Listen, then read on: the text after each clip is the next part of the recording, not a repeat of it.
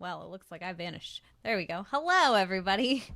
I'm Bebo, and I am here with the Smirk and Dagger team to talk about Cindr, the game of dating dragons. First Yes, off, indeed. oh my gosh. Brilliant, brilliant, brilliant name. I can't believe that y'all came up with this. I'm Thank you. I'm completely in love with the entire concept. So Oh. tell me more about how this game came to be a reality. Guys, I'm gonna let you start this since this was your baby that you dropped on my lap at a Gen Con. Well, so a few years back would have been what, 2017, about Yeah. then. Uh, Ben and I, who have been friends for a while and worked on some previous game things, found ourselves at Gen Con looking for new work. And at the end of the first day, I kind of pulled him aside, like, hey, so I've had this idea for a game, but I'm worried that's a little bit niche. He's like, oh, what is it? Like, well, I'm still trying to figure out how we actually do it, but the high concept is it's a game about dating dragons without being set on fire. And he just looks at me like I'm an idiot. And my good friend and his now wife, Jacqueline, just kind of turns her around with this look on her face like she's about to slap me upside the back of the head and just says something to the effect of, are you out of your mind? Everyone wants to do that. It's not niche. So She then ran around to other designer friends that she has and got them to, in order, just walk up to Harold and say it's not niche. And that was fun for the rest of the con. Amazing. So, Um, true story.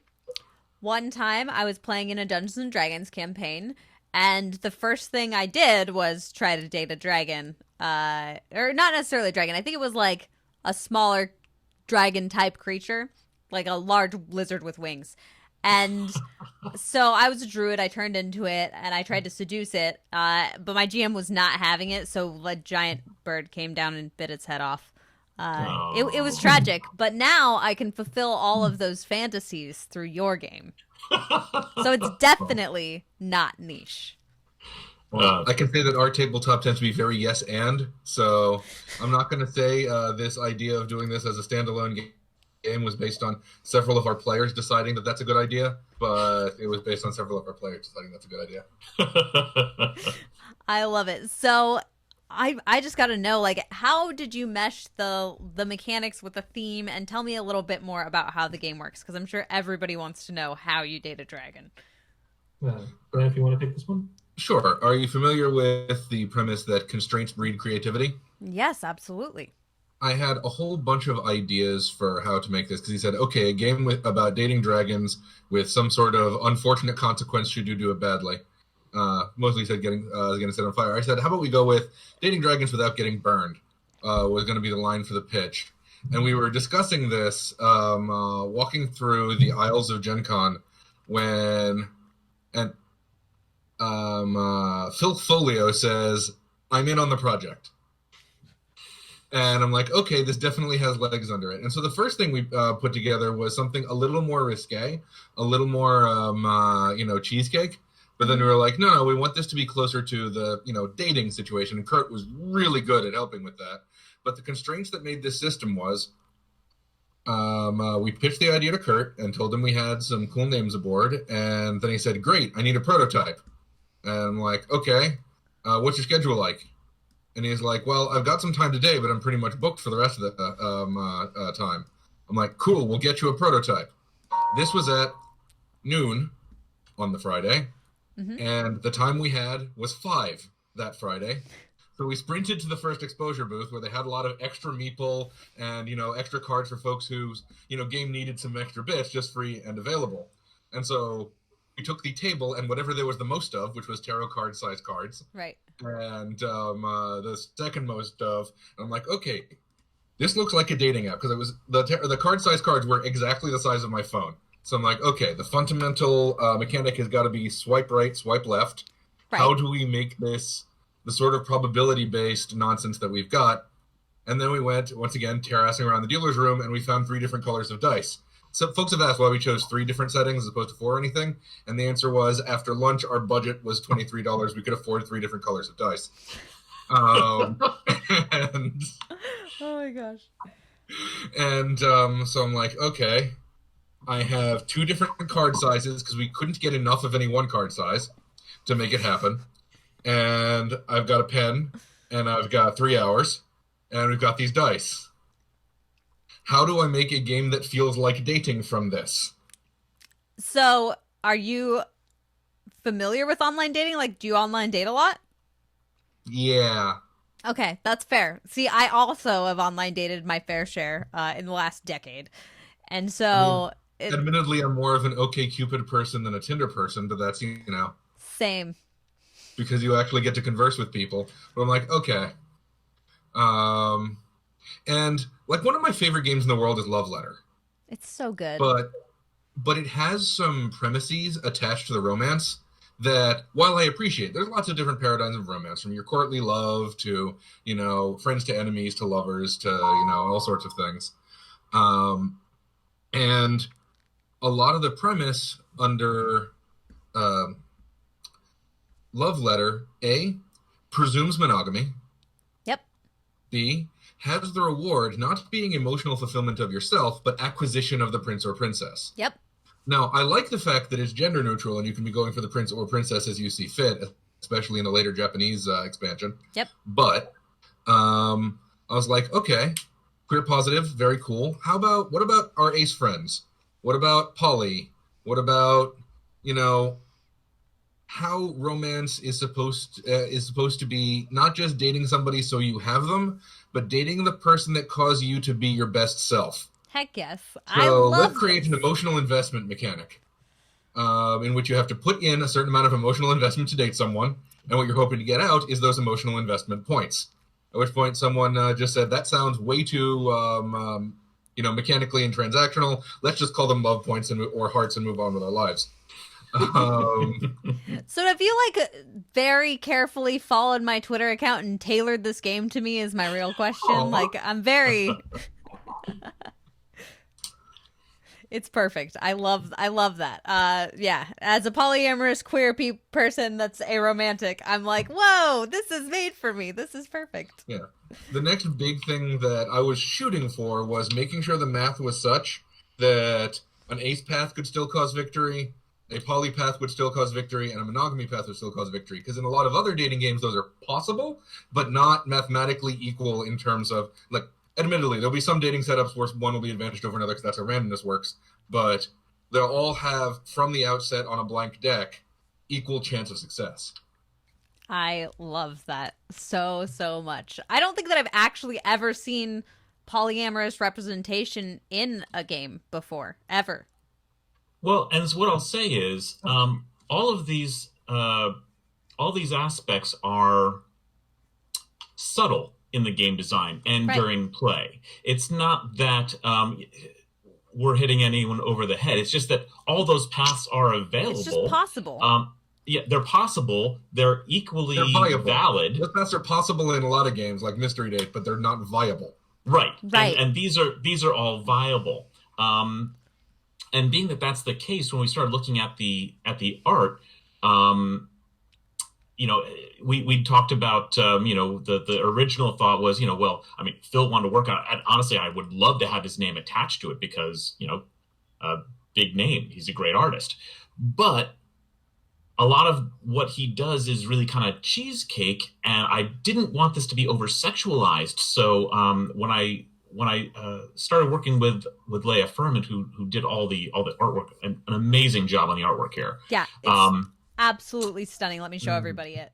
Yeah, but one of the things that I asked of her, I said, well, listen, these are dragons, and anyone is going to date these same dragons. Now, I'm sure there are lots of different species of dragons. Some are going to look, chunkier and edgier, and some are going to look more sleek and smooth, but I would rather not over-sexualize or gender these dragons. I'd love to have aspects of these dragons that are open to interpretation. And she did a beautiful job doing that. So I'm not sure what images you have there. Do you have Lynn? Which one's that? It's the kind of an Oriental dragon pink. I didn't have that one, but I can switch okay. over to the Kickstarter page and show everybody all the different. Yeah. Well, that's all right. I'll just trying I'll to just make sure that trying to make sure they all had gender neutral names and we kept the pronouns wherever. It was actually Harold's pitch at the beginning, as opposed to having my original was, have non-binary, have gender fluid, have some mask presenting, some femme presenting. But Harold was like, you know what? No, it's dragons, not people. How about we just have everything be, a Rorschach's test for all of them? Yeah, and everybody can just write in their pronouns. They can write in their name. I love it. At the time, what I was considering was I want there to be as few barriers as possible to the player being able to date whatever dragon they think is intriguing. Mm-hmm. And if you have a dragon that is overly gendered in some way, it's potentially going to turn certain people off to it. And so now you are introducing into your game mechanics, this dragon sounds interesting, but I don't feel super comfortable pursuing them. Right. And so we sort of got around that through a combination of creating dragon profiles that it's very easy to project whatever you want to see onto them. And at the same time, some brilliant things that Kurt was doing with introducing the idea of, having your character profile not just be stats that you decide, but having a picture included and giving the option to make a name and likes and dislikes helps give people another layer of abstraction away from themselves, and that helps them get much more into a roleplay space. No, into the early prototypes, you were dating the dragon, but Kurt had some brilliant ideas, and he should tell about them. Yes, please. Yeah, so the early prototype, you were basically yourself setting up your own profile to go and date dragons. And one of the things that I saw happening at certain playtests was that because you were representing yourself, you brought in all your baggage, and sometimes people's baggage wasn't really for public consumption, and it led to some odd moments. And so I was like, what? This is not necessarily where I want this thing to live. So I said, well, if we're dating dragons, everyone is used to playing role-playing games. We're all assumed characters. So if I'm an elf or I'm an ogre or I'm a Medusa, I should just, I can be this character. And now we're in this fantasy world where we want to date dragons. By choosing a profile picture to represent you, by adding your name and a pronoun and a like and a dislike, all of which, by the way, is not mechanically important to the game, but super big in terms of actually playing the game as people start role-playing it just a little bit. They invest themselves into these characters and then have fun with their characters dating dragons, which changed everything astronomically. It was a whole scale change that I think was really good for the game. I see what you did there.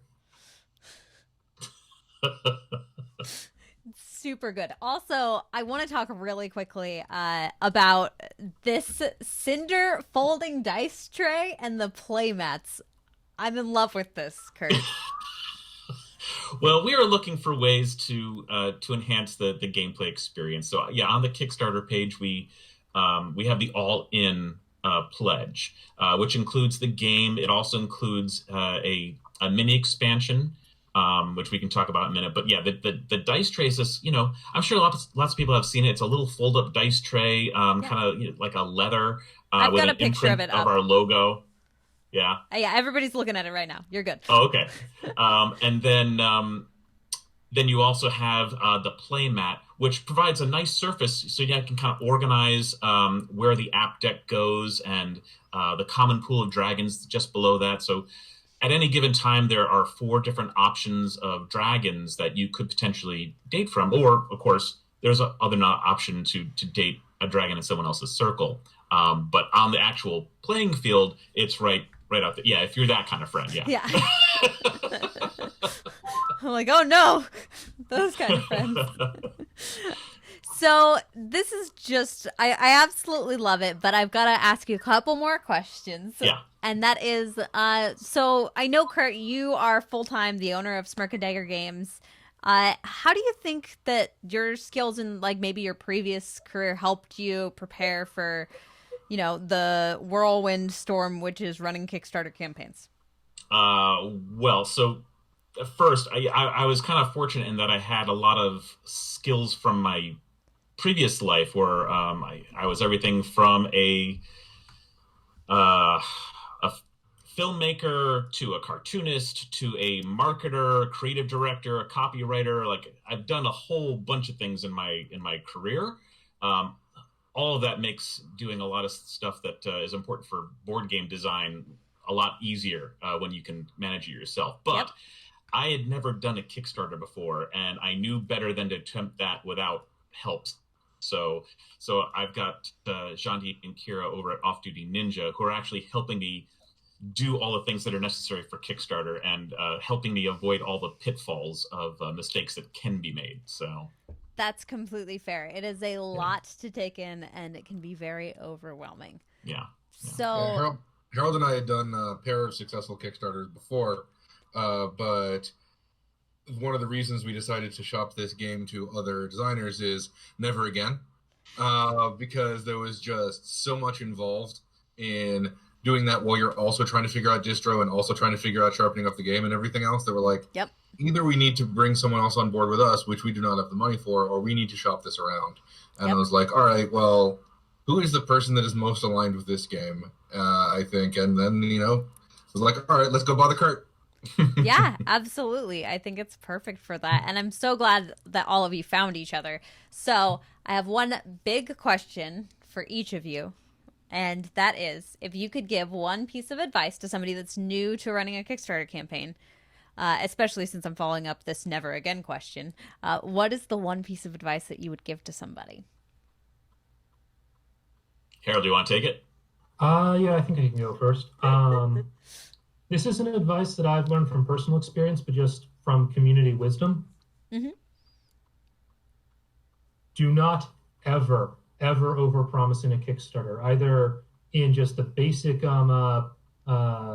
scheme of what you're trying to do, or in like the case of a Kickstarter being more successful than you expect, and then trying to just keep throwing out stretch goals to keep ahead of yourselves, because there have Right. been so many Kickstarters that started successful, that funded, that then just became case studies in project disasters. Yep. Because either they originally didn't budget appropriately for what they were actually trying to do, or they threw on so many extraneous stretch goals they didn't actually care about, but they wanted to like keep having things going, and they didn't budget those correctly. And now what was a financially viable product suddenly has all of this extra bloat that they can't actually afford to do. Mhm. And it's really sad to see that happen. And it just happens so much because people get caught up in the excitement of what they're trying to do, especially when it looks like we've hit our funding within 10 hours. Holy crap, let's just keep going. Right. I mean, and I've definitely seen, like, there was recently a dice campaign that was handmade dice, and now they're looking at like over $1 million in dice. And I make dice myself, and I was like, oh my gosh, $1 million in dice, that would take me 7 years. Yeah, that's a whole new ball of wax at that point. Right. You've got to find somebody to manufacture those for you at that point. They Yeah. are not handmade dice anymore. My one piece of advice is vet every piece of your supply chain. We just this week on our 4th Kickstarter, which was a rousing success in terms of raising it, but it's 4 years old and we haven't been able to distribute our stuff because we were in an international lawsuit with manufacturers, which we've thankfully just won. And so hopefully we'll be able to get things to our people in the very soon. But we had a very reputable, supplier. They had a very reputable printer, but then they decided to subcontract that out to another company for printing. Oh no. So, and then that person literally stole their money and left. Wow. And so they were busy suing the subcontractor, so then we had to sue them, and then our distro, etc. And, in the house that Jack built, and it had to go through 3 different countries, and so it's legal systems. And so keep up. It's not just, this is printed in China somewhere. No. When someone who is your distributor or creator, find out what factory and with who. Call them. Talk about it. Yeah. Find out how it gets from pulp to print to box to you. You should at least be aware of it so you know who to talk to. Yeah, absolutely. Kurt? Now, meanwhile, happily, I've been I've been down the publishing road for 16 years. So we're working with printers that we know. We're working with a lot of industry professionals, and as I say, this is my first Kickstarter, so I really can't give any wisdom other than I think the wisest thing I did was reach out to people who knew what I didn't, and fill those knowledge gaps so that you can avoid the pitfalls you may not see coming. And I think that's probably the wisest thing to do. Awesome. I did not realize this is your first Kickstarter campaign. Yeah, well, I mean, honestly, for 16 years, I've been able to fund my own games. Right. Now, my very first one, there was no Kickstarter. I put my house on second mortgage to fund my game. I don't recommend doing that. But that's where I started. And then, when it first came out, I was like, oh, this is great. I wish it was here back then. But, it'd be disingenuous for me to like do this now. I can pay for the manufacture of the games. Mm-hmm. And then when it was like, oh, well, there's a lot of marketing opportunity here. But retailers at that point were like, oh, if you want to be on our shelves, that's not cool. Right. And now that's softened because the popularity of the platform has created a lot of excitement that even retailers are excited about. Yep. Finally, it was just, there was so much work involved and so many pitfalls. I was still a one-man show, and it was beyond my ability. But at this point, I think it is almost impossible for any small to mid publisher to not include Kickstarter as at least part of what they do. Yep. So that was very apparent to me in this past year, and that's really why we're coming out. I love that. I think that's fantastic. Well, congratulations on your first Kickstarter campaign. Yeah, thank you. You are currently almost halfway funded with 17 days to go. Yep. We got to get the word out of this game because it is just the cutest stinking thing in the whole entire world. I love the theme. I love everything you guys have done with this. So thank you for making this game a reality.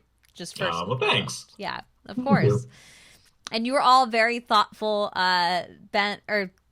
Yes, Ben, I really loved how thoughtful you were about the process of the dating with the dragons, and that really hit home for me. So I super appreciate you making this a reality, Kurt. You betcha. And Harold, do you have anything else to say? Because I feel like we didn't get to talk that much. Real talk for just a second. My entire motivation in this entire project was I want an excuse to be paid to write flirtatious dragon dating profiles and just create these characters. And if we can just build a game around that, fantastic. No, I did all the numbers nerd stuff and but all the writing, and it's brilliant writing, is Harold. It's very well put together. The Whelp deck, Kurt put up some really amazing places, but Harold's our writer, and he's good at it, and as near as I can tell, overly modest when he tries to speak in person, but people should read the profile stuff, because it's amazing. Harold, how many puns are in there? I lost count. Yes! 3 per card. That's what I was hoping for. Yeah. Minimum 3 per card, sometimes more if he was on a roll. Yes! Love those. What's really wonderful, not only are they amusing to read, but it actually is part of the mechanics of the game, and they were thoughtfully done. Some of the profiles are coming from dragons who are being very honest with you, and there are clues about some of their attributes and preferences as it comes to dating. And if you match up with those clues, your odds go up of having a successful date.